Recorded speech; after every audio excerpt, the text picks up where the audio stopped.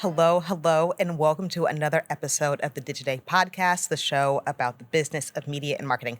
I'm your co-host, Kamika McCoy, Senior Marketing Reporter here at Digiday, and I am here with Peggy McCann, Chief Media Officer of GSD&M Ad Agency. Hi, Peggy, how are you? Good. How you doing, Kamiko? I'm doing so good. This is your first can. Welcome. How are you taking it all in so far? It's overwhelming, beautiful, and amazing. Absolutely love it, though. It is hot. If you've been here, you know it's hot. I'm coming from Austin, Texas. So for me to tell you it's hot here, it is hot. Well, we are so grateful to be in the Spotify podcast studios today where they've got the AC on, so we're feeling okay. And we are here to talk today about retail media. It's a beat that I've been covering for a couple of months now, and even within that time span, we've seen a lot of changes in the space. One of the most interesting things is I'm seeing almost like a retail media network, ad network, commerce media corner happening over by Yacht Row, where you've got Chase Media Solutions and you've got Miracle, and Albertson's got a grocery store this year. So being a chief media officer, talk to me a little bit about what does that say about the state of retail media right now? Yeah, I mean, it's interesting if you read the trades. It's predicted that retail media network spending is going to actually surpass linear TV this year. So with that, it's not a surprise that retail media networks would be very prevalent. Here at Cannes, I think they're pushing a lot of innovation and thought leadership into the channel, and I think you're seeing a maturation that has accelerated in the past 2 years. Likely why I wasn't here at Cannes the last 2 years. I know two years ago, retail media networks were not even really here. You really couldn't find them. Last year, I think, was the first time they really made a big sort of presence. So this year, I expect a lot more sophistication in what you're seeing in terms of the pop-up experiences, the messaging, the meetings and conversations they're having. We're even seeing for the first time, actually, there is a subcategory within the Cannes Lions for retail media networks. So the industry is really paying attention. Yeah.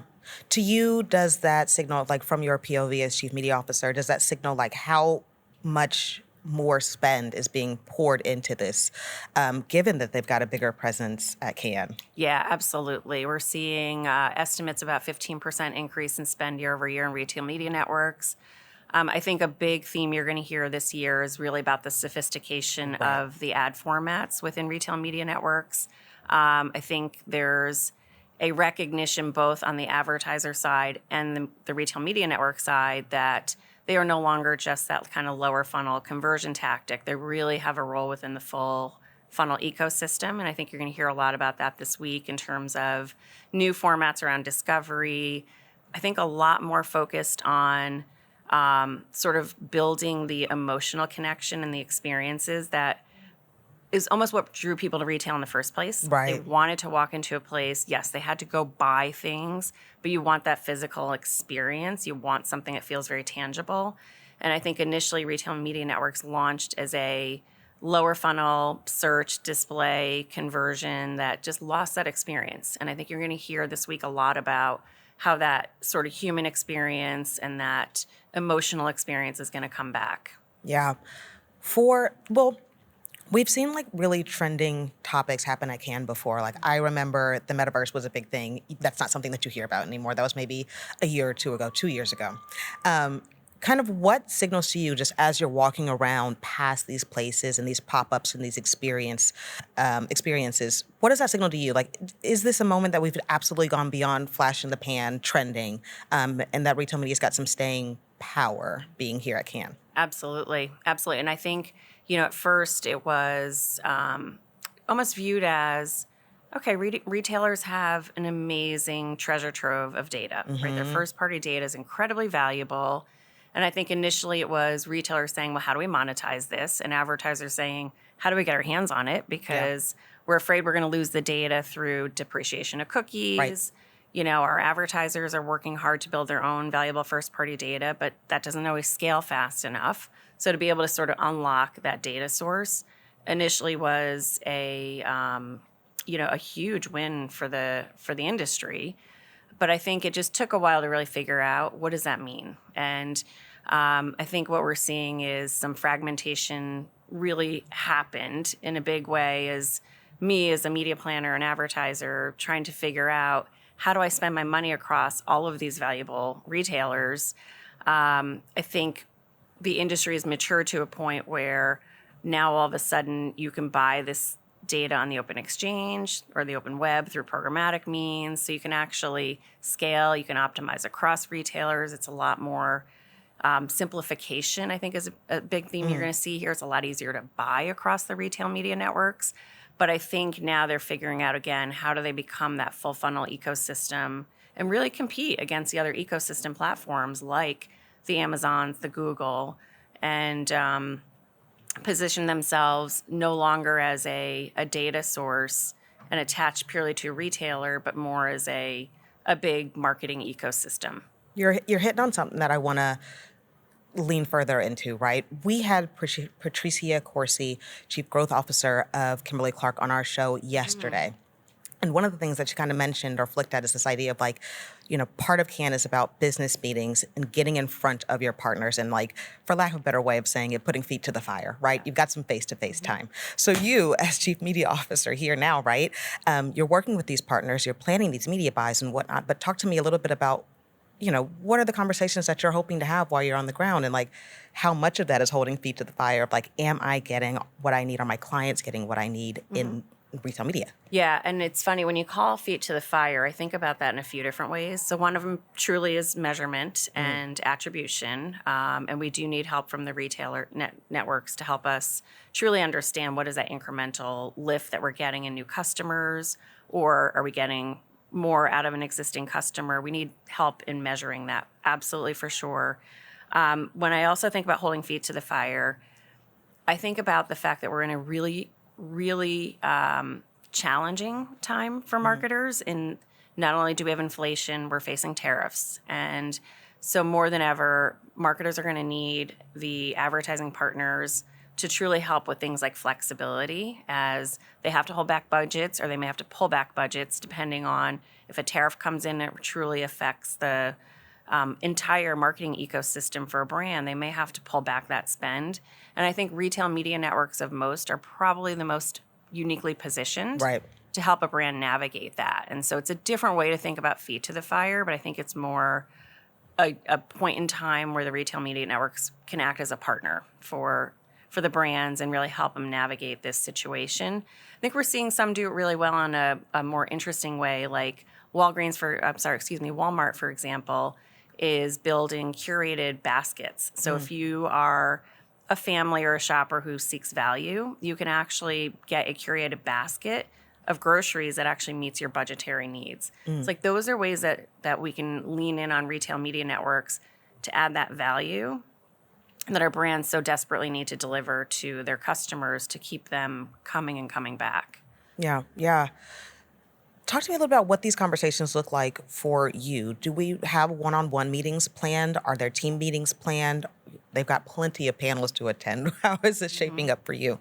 I've actually scheduled a number of one-on-one meetings just because I do want to honestly tailor some of the conversations to the unique needs of my clients. I've got CPG clients, I have financial services clients. So I want to make sure that we're having a little bit more of a tailored conversation, because those needs can look very different for each of our brands. Yeah. Double click into that for me. While we're back at home and we're planning our trip here to CAN and whatnot, what were some of the concerns, thoughts, critiques that you heard from clients that you're now bringing to the table here? I will say one of the things that we have been pushing for a lot more is getting a little bit more of that off-site presence. So how can we start to use some of that data and push that out into beyond the retailers' websites? In-store is great. We're looking into more in-store and how do we start using the screens.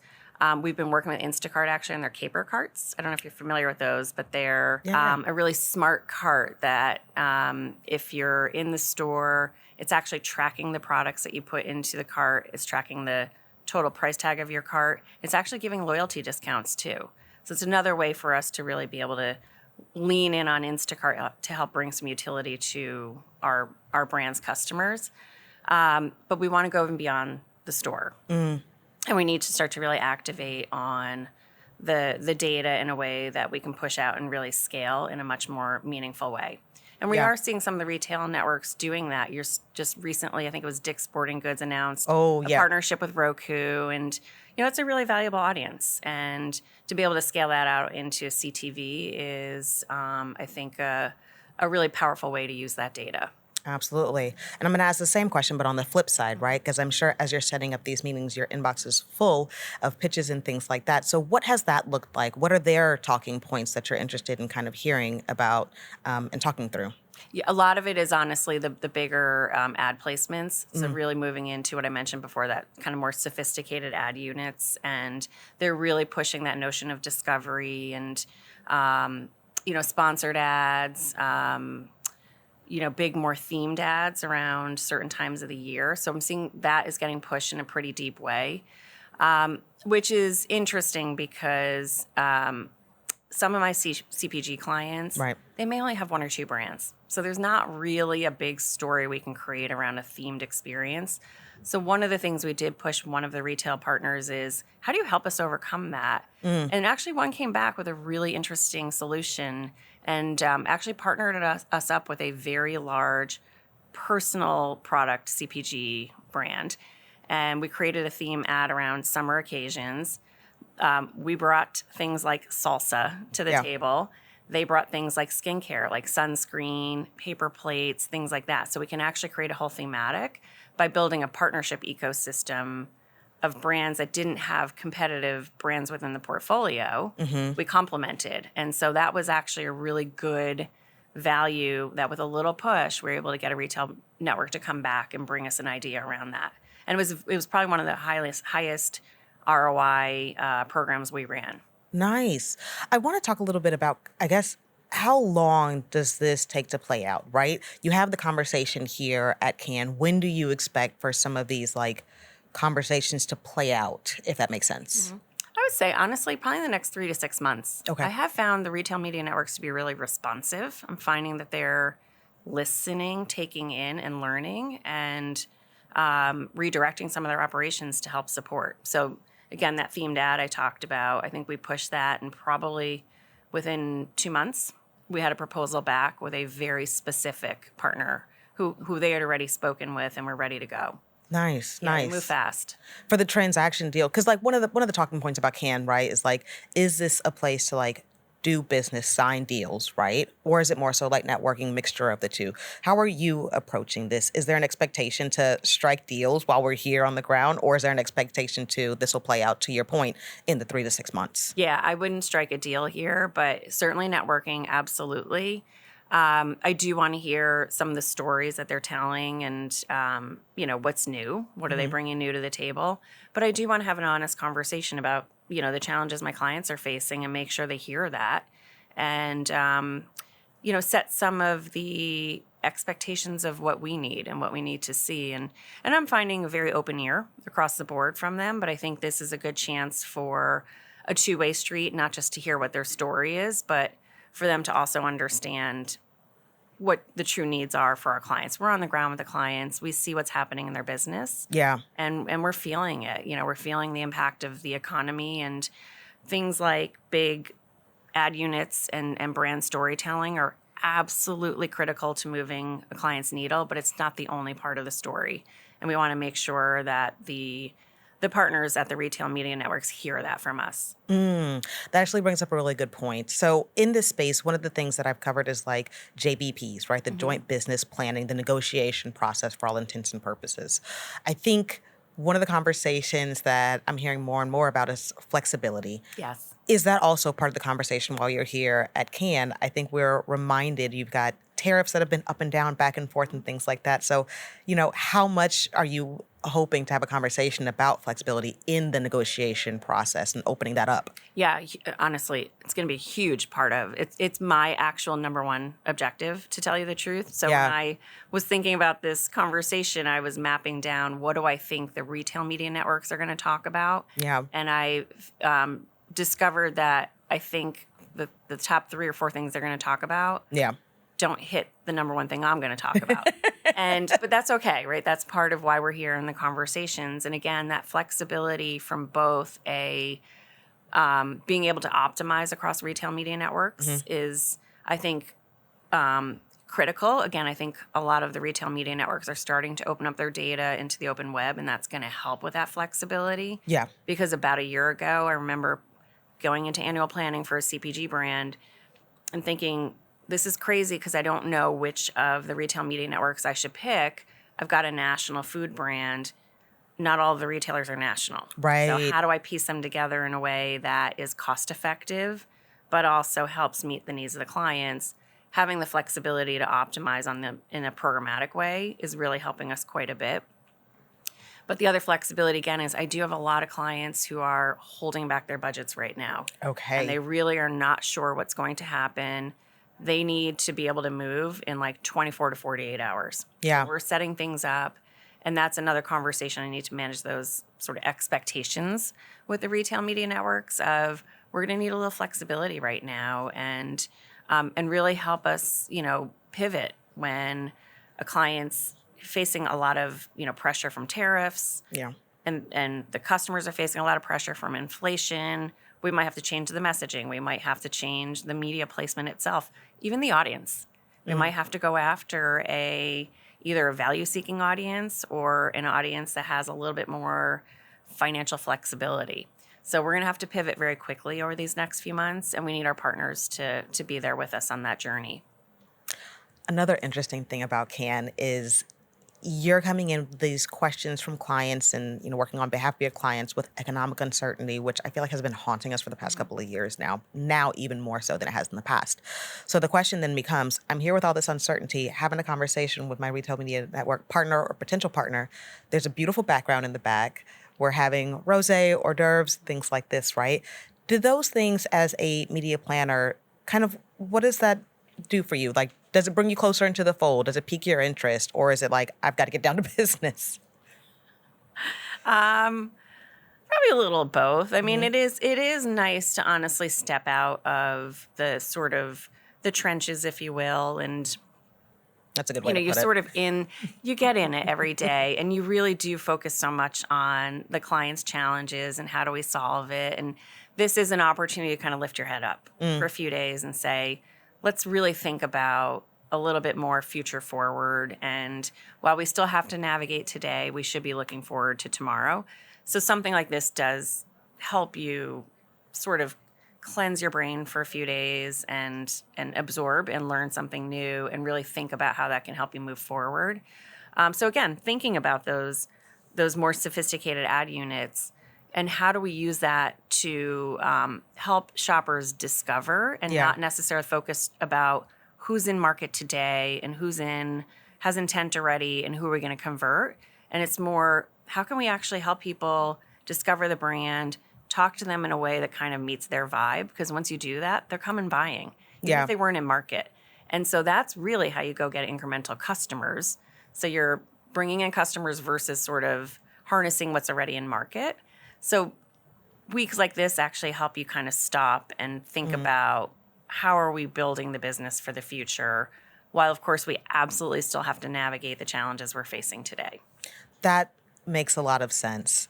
And to the point about kind of some of the pop-up activations and things like that they've been doing, do you expect these to get bigger? I know this is your first year at Cannes. Historically, we've heard about museums, Ferris wheels, entire beaches that we've got taken over by platforms. Do you expect, that to be the next step for retailers as they get bigger and take in more ad dollars? I don't know if the pop-ups will get bigger, but what I would predict and would be interesting is if they start to show more of the partnerships. And they start to then, it's no longer a retailer, but it's a retailer plus one or two of their bigger partners that either are brand partners or fellow media partners that are helping them scale their inventory. I think that, like the whole partnership ecosystem, I think is kind of the next place for retail media networks. And I think they're doing great on their own, but I think if they partner together, I think you're going to see bigger things happen. Gotcha. Last question for you, and I'm save the fun one for the last. We're on day 2 of Cannes, but what else do you have planned for the rest of your time here? Well, I'm going to attend a few panels because I do want to actually just learn from other marketers, a few CMO panels. I'm really excited to see. I spoke on a panel yesterday about consumer fragmentation, which is a different kind of fragmentation than what we're seeing in the retail media network. This is more the fragmentation that consumers are almost creating themselves Oh. based on all of the content they have available and what they're really consuming across their devices. So that was exciting to hear from a number of CEOs from other media agencies and how they're tackling it. We're a little bit more unique because we are a full service agency. And so we really are able to bring the power of media and creative together to sort of offset that fragmentation. Are you going to get any time to rest and relax and recoup before heading back to take everything you've learned here back home?